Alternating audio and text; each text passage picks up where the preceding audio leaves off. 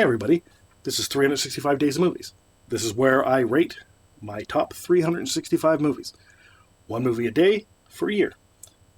So, with that, let's get into this movie.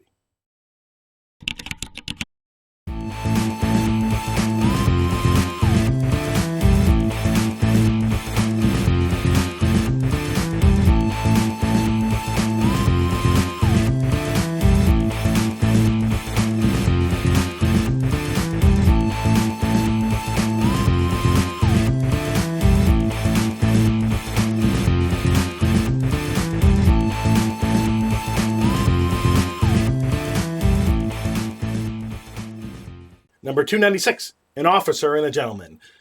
Rating 7.05. Released in 1982. Directed by Taylor Hackford. Starring Richard Gere, Debra Winger, David Keith, Louis Gossett Jr.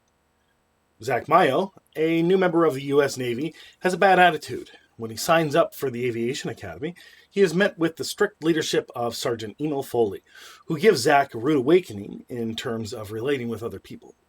Through Foley's guidance and an unexpected romance with Paula, an outsider who hangs around the naval base, Zack learns some tough lessons and discovers what he truly wants out of life.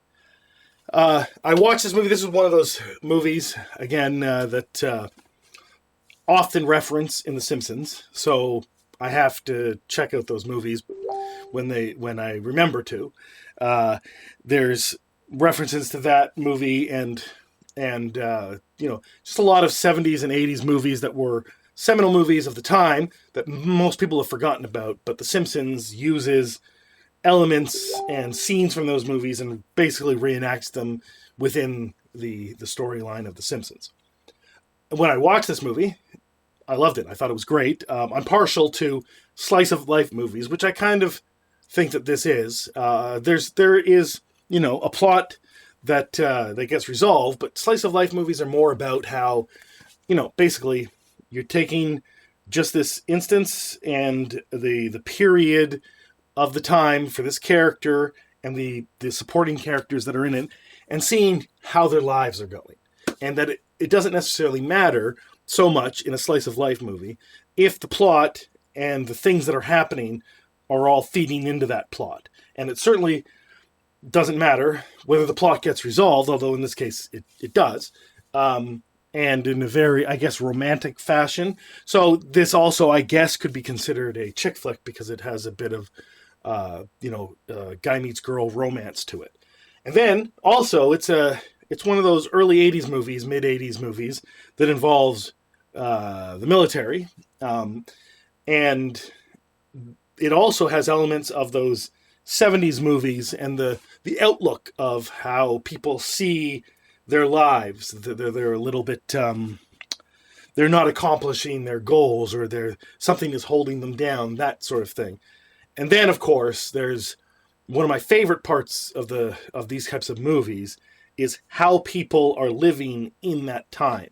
I like to see old time period movies, especially if they take place in the time period they're depicting, and that the sets and design aren't needed to sort of recreate an era, that they're actually filmed in that era. And you can see how these towns and cities operate, and how the individuals go about their lives, and what stores look like, and what the main drag of a town looks like, or a city looks like, and the cars people are driving. I always enjoy that in a movie, regardless of whether the movie is good or not. But this movie is definitely good, so it gets up on the list. Hey everybody, this has been 365 Days of Movies. We're going to keep plowing ahead. So let me know what you think of this movie, and if you want to discuss it further, comment below. If I get a lot of interest, I may very well make a full review of the movie, maybe even a video essay.